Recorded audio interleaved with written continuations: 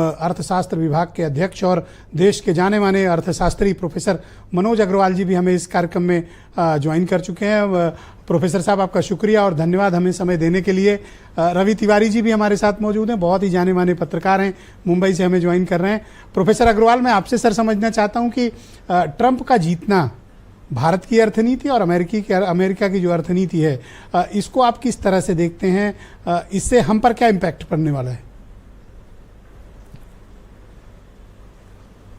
मुझे लगता है कि जो इस बार की ट्रंप की जीत है वो एक घरेलू कारणों से ट्रंप की जीत है, जो कि उनकी घरेलू अर्थव्यवस्था, घरेलू पॉलिटिक्स और घरेलू ताना बाना बहुत जबरदस्त स्ट्रेस में है, तनाव की स्थिति में है।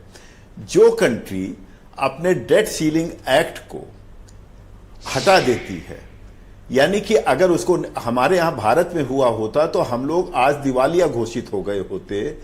पिछले वर्ष जब इनके यहां जून में किया गया कि अगर हटाते नहीं तो अगले सप्ताह सैलरी देने का उनके पास पैसा नहीं था। इस कंडीशन में अमेरिकी अर्थव्यवस्था जब चल रही हो तो निश्चित तौर पर ट्रंप की जो मजबूरियां हैं वो अब बहुत ज्यादा हैं इस कार्यकाल में 2025 से जो शुरू हो रहा है। और आज भारत उस स्थिति में नहीं है जिस स्थिति में ट्रंप के पहले कार्यकाल में था। आज एक वर्ल्ड लीडर के रूप में भारत इमर्ज कर चुका है जी।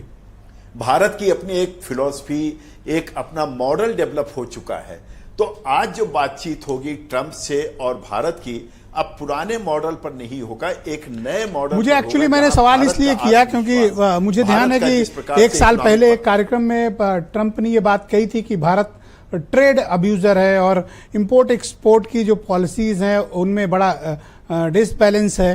उन्होंने कहा था कि भारत पर कुछ टैरिफ इंपोज किए जाएं। आपको ध्यान होगा कि वो इसकी वकालत करते नजर आए। इस दृष्टिकोण से मेरे मन में थोड़ी शंका थी। देखिए, ट्रंप एक नेशनलिस्ट की तरह वहां प्ले कर रहे हैं, डोमेस्टिक अपने कॉन्टेक्स्ट में एक नेशनलिस्ट लीडर की तरह प्ले कर रहे हैं। और आज उनकी जो धौंस वाली रणनीति है, यही मैं कह रहा था, आज उनकी बार्गेनिंग पावर, आज उनकी इकोनॉमिक पावर, आज उनका स्ट्रेटेजिक पावर उतना स्ट्रांग नहीं था जो आज से 4 वर्ष पहले या कोरोना के पहले हुआ करता था। आज स्थिति यह है कि अमेरिकन इकोनॉमी में पॉवर्टी और डिस्ट्रेस बहुत बढ़ चुका है। वो पॉवर्टी का एस्टिमेशन नहीं करते हैं, एक अलग बात है, लेकिन उनके यहां पॉवर्टी का स्ट्रेस बढ़ चुका है या लो इनकम का स्ट्रेस बढ़ चुका है, सर्वाइवल का स्ट्रेस बढ़ चुका है। और दूसरा, उनके यहां रिसोर्स मोबिलाइजेशन बहुत कम है।